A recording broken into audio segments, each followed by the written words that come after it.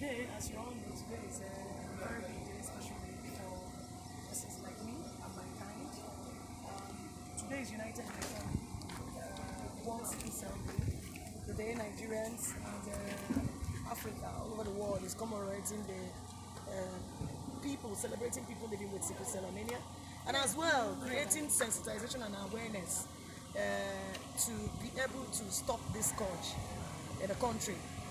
Sickle cell is one disorder, an anemia that has taken so badly to African nation, and it is so predominant in Nigeria with the statistics we have at hand, and we have decided to do everything possible. We, the people living with it, the victims, let me not say victims, but we that are living with it have decided to take the bull by the horn and go into the world and spell it out that knowing your genotype is very, very important. Genotype education is very, very, very important. Today, we're celebrating it here in Anambra State. It's very exceptional in Anambra State because this is the first state that has been able to pass a law on sickle cell anemia, prevention on sickle cell anemia. Many years before now, sickle cell community has been looking for a policy that is going to help them to agitate for the rights of the victims and also the welfare, the better management of the patients. But today, Anambra State government has made it possible. Sickle cell law has been passed. I think we're waiting for the assent, or it may have been assented to, but we are, thank God the Honorable Commissioner for Health, Anambra State, is here today. So he's going to be in a better position to tell us the position of the law, if it has been assented or not. But the most important thing is that Southeastern State representative, as you can see, people are coming from Ebonyi State, from Enugu State. They are coming to pick a copy of that law. It's something very huge. It's something very big. I've received calls from African countries, Kenya, Zimbabwe, Tanzania, to have a prototype of that law so that they could see how they would be able to adopt it. So the celebration today is very unique. The church is here. The traditional rulers, they are here. The students are here. All sectors, the media, of course, you guys are here. Okay. So far, can you share your experience with us living with this? Living with sickle cell anemia, it's a very horrible situation. I look forward to you saying when I'm going to make my official speech for the year. It's a very horrific situation, and I'm going to be 40 years this year living with it. It's torturous, it's painful, it's agonizing. It's too financially demanding. It's quite burdensome. It is a psychological wrecking activity that comes from time to time. So it's not a thing that it's not a thing that I would want to wish my enemy to go and try, because I still believe that I'll have chances of forgiving my enemy at some point if there's a repentance. And so I wouldn't want even my own enemy to have an experience or a test of sickle cell anemia. I wouldn't want that. I wouldn't want that. Sickle cell is bad. It's a combination of a gene, particular gene from S, carrier, S gene, being generally known as carrier, ASAS, marrying. Conventionally, people are advised to go for those that are compatible. You may be AS, but if you are AS, you should endeavor to go for AA. And if you are AA, you are licensed to marry SS and even the AS. But if you are AS, you're the carrier. I don't know who will want to be the Isaac of this generation, this sacrificial lamb, to save the whole world. We've heard about Jesus Christ, but I don't know if we are still looking forward to another Christ that will come. Nobody will want to go through the torture, the stress Christ himself go through, having the knowledge of the pain he went through, journey to the cross. Sickle cell anemia patients are the people that died for their parents and the society. They inherited a scourge that is not, they are not the architect of their problem. They inherited a scourge that has no business. There was no consent for them to have accepted, let them be the one to go for the family. They inherited this scourge, and unfortunately in this country, the people that are responsible for the scourge, the child living with the scourge, are not coming out boldly to even fight for the rights of these children, and are so frustrated with so many sectors. It's a multifaceted challenge, it's a multifaceted problem. So these parents are so frustrated with hospital bills, They're so frustrated with panics. They're so frustrated with, shocks. From time to time, going to church, spending night time in night vigil. It is really a wrecking situation. It's a disgusting moment. Nobody would want to accept such. And so people have never come out to speak for these people. Those that even came out at all did it with nasty interest, dirty interest. Some unfortunate fraudulent NGOs using people to make money. Yes, I understand that United Nations tried to intervene, tried to help people living with this scourge. But then you see some mischievous Nigerians. They will go there and then put up banner, use the life of people to make money from both the governments deceiving unsuspecting Nigerians and defrauding them while the victims are dying. That's the reason why we decided to come up with association of people living with sickle cell disorder. From the nomenclature, you will know how genuine we are. You will know that if you know a sickler, you're not supposed to be there. You have no business being there. And in that sickle cell group, we all have professionals. You could see us in uniform. We make it a point of duty that you must dress formal. You must always identify. You should be proud of yourself. Before now, sickle cell are those that lose their self-esteem and lose their self-worth. They are even ashamed to identify themselves. Their parents usually hide them. But today, we have so made it, we have packaged it in such a way that wherever you are, you're a sickler, you're proud to say that you are an exceptional person. You are a supernatural person with a difference. You'll be very proud of yourself and you'll be willing to contribute, make your own contribution in the society. You will see the skills, what they have done there today. Before now, the society consider them as vegetable. Society treat them like second class, third class citizens. Society see them as those who are under, highly physically disadvantaged. Yes, nature made it so, but not, extremely so. But today you will see them come out proudly, both in schools. Today we are also doing a ceremony of paying their school fees. I do a ritual. Personally, I do a ritual every year. I pay the school fees of all my members every year, and that's what I'm going to do this year. I started doing that in the last 5 years, and I'm going to also commemorate that of this year. You witness that, and so you'll be proud to say, "Oh, you're a sickler."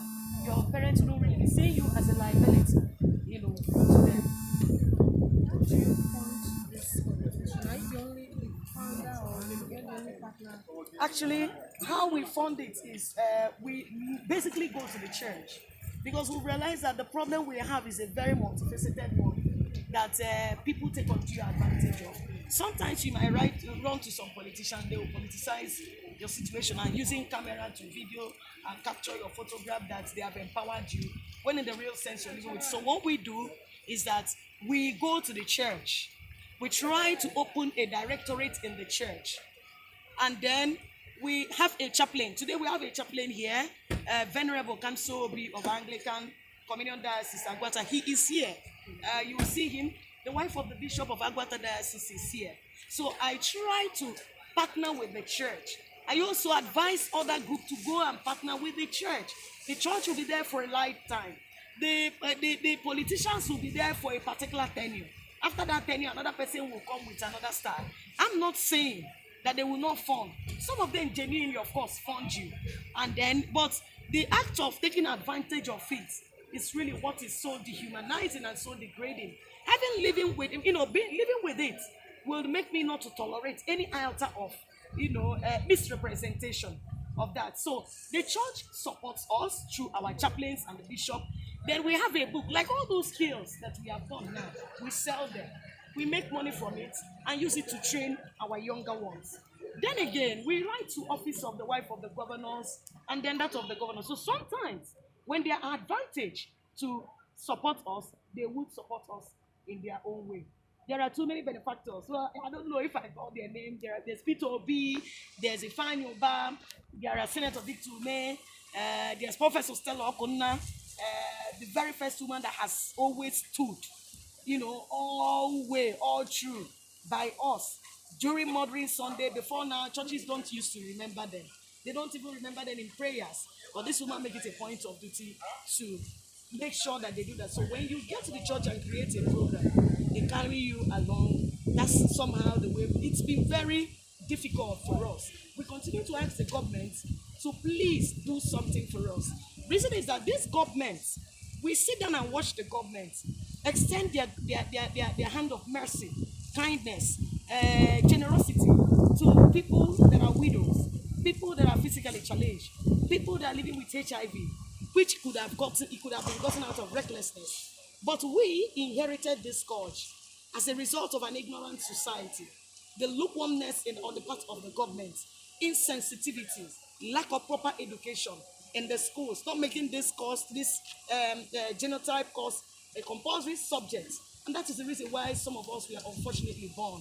We were born with a cross of our parents and the society, and we'll live with this cross for the rest of our life. We depend on, blood donors, sometimes blood donors. We also live on sores of the leg, ulcers of the leg, which some of us, during job creation, the government, yes, listen to me, the government most times discriminate us. When they look at us and we are not physically sound, they will not employ, they see us, perceive us as unemployable. And they will say they will get back to us. Sometimes some of them that are corrupt there representing the government, when government also gives lots, they take those lots and give it to their siblings or their relatives. And meanwhile, our paper may have gone in there, to solicit. At the tail end, there's this gap between us and the government. So we are calling on the government to be dealing directly with us. That's just all we need. The government should just engage us directly, talk with us one-on-one. Even open an opinion box where we can write, an opinion on what we feel or what is going on. If such thing will be happening, we'll write our name because we know that we are the people living with the challenge. We will be able to report anybody that has abused us in disguise using the name of the government. These are the things I think the government should think of the best way to do. When we write such opinion, have it stamped, have our passport photograph there because we are the victims.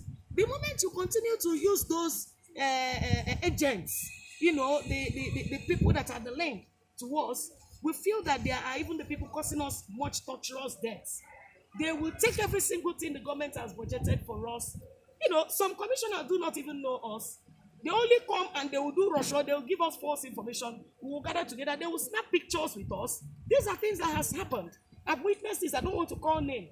And before you know it, you will not start hearing that they give you some millions of naira and you will start crying. So I will want the government, for Christ, let them deal with. Let them remember us. For instance, this group of people have been given mobility, buses. But we go to the society to sensitize the school. I personally, for 5 years in Anambra State now, I go to schools, I go to church to sensitize. If not for the kind gesture of Ifeanyi, Dr. Patrick Ifeanyi, I wouldn't be mobile. And I have a brother. Permit me to welcome in a special way leg challenges. the Commissioner of Health. Honorable Commissioner of Health, you are highly welcome. We have been yes, you are highly welcome. The government should please remember us and give us mobility. Professor, we are allergic to rain. The rain beat us. More than the young, also highly welcome. We carry it, and we still extend to make sure that people like us. So the government Edward. create a relationship, see us one-on-one, so that we can be able to attest what is actually going on. But in Anambra State, to also point the governor and the wife what they are doing. Really, they have done so well. But I think they need to do more. And how would they need to do more? Let them even start communicating with us in person. If they see us, a lot of fraud would have been nailed to the board. A lot of misinformation would have been nailed to the board. Being a victim, I want to survive. I want to live. I don't need politics. I just need a peace of mind. I don't even need your money. I just need you to respect my person and give me a peace of mind. That's all I need. I don't need your appointment. I just want to live a little more time and live it painlessly. So I want to thank you guys. I appreciate you all. Thank you. Hospital equipment.